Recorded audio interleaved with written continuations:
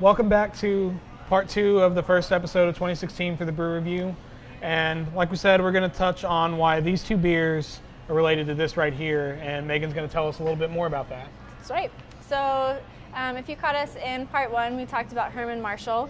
This is a Texas bourbon. This is actually distilled from Lakewood Temptress. That's the type of unique yeast that they use to make this spirit. So tying that in, we're going to be tasting Lakewood Temptress and the ever-elusive Lakewood Bourbon Barrel Temptress today. This one right here, the Lakewood Temptress, I believe you said it was on nitro earlier. Yes. So we've got two different kinds of beer gases. We've got CO2, and traditionally that's blended with just a little bit of nitro. I think it's a 70 to 30 split. But when it's on nitro, it's primarily on nitrogen gas.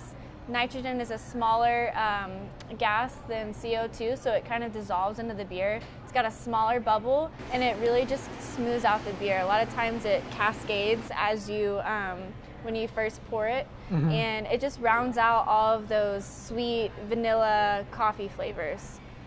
So yeah, I know I don't know if it's exactly the nitro that's causing it to, but the coffee flavors that are in the Temptress are really coming out very strongly. Yeah. Gives it a pretty unique flavor as far as milk stouts go. It's really good.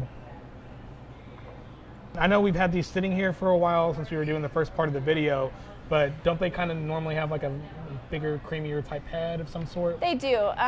It generally holds its head a little bit longer, but you know, with it being a milk stout, you're still going to get that creamy mouthfeel from it. Especially being on nitro, it just kind of enhances that. This being an imperial milk stout, it's 9.1% alcohol by volume, 56 IBUs, so it's not going to be a really hoppy beer. And the milk stout, that's made with lactose milk sugar, so the difference between that and a regular stout, it's a creamy, more sweet, and it kind of coats your mouth. So everything that you just touched on was definitely in the beer. I mean, it has that really creamy, almost milky quality to it. Yeah. And like you said, with it being 56 IBUs, it's not too bitter. It's got a little bit of a, I don't know, I guess you could say a bite to it, but it's nothing that should steer you away from the beer. Right. I will, however, say that with it being 9% ABV, it is stronger and a little bit stouter, kind of like its name suggests. So don't expect to get like a milky quality to it and it be kind of tame. This is definitely a dark beer. I definitely have to give this one a mugs up. Very smooth, very filling beer, great taste. How about you? I give it a mugs up as well. I love stouts, especially milk stouts on nitro. Lakewood's a local beer. Total mugs up for me. Tell me a little bit about this one here, special release, the Bourbon Barrel Temptress. Yeah, this one, we are really great friends with Lakewood. They send us some awesome beers. The Bourbon Barrel Temptress, they release it about mid-December. This spends about 5 to 10 months aging in bourbon barrels. So it's got a kick to it, but at the same time, those 5 to 10 months really smooths out that bite from the bourbon that you would normally expect.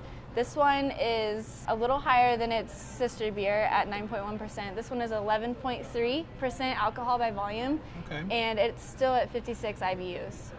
All the flavors from the regular Temptress, the toffee, vanilla, roasted coffee, all of that comes through with this one, but you get kind of a more enhanced, in-depth version of those flavors, plus that bite from the oak.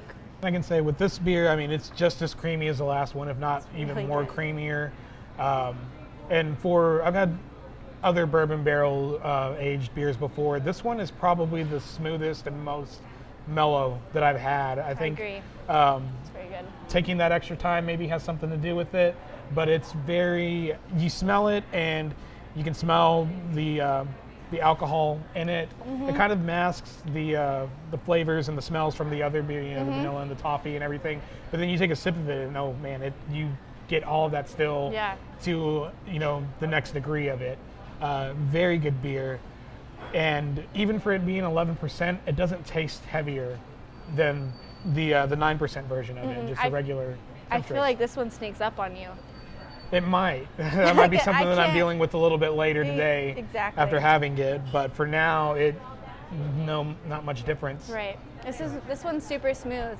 It being 11.3%, I mean, it is high gravity, but Those flavors really round out. I'm getting heavy coffee on it, almost like a stone fruit flavor in the background. I don't know. I feel like the chocolate and the coffee and oat kind of give it like a plummy flavor, but almost like kind of similar to the stuff that we talked about during Christmas. Right. You know, the flavor profiles that you're going to get in a lot of the Christmas beers. It kind of has that, but I think I'm just from this one definitely with the bourbon barrel aging process, mixing in with the other flavors.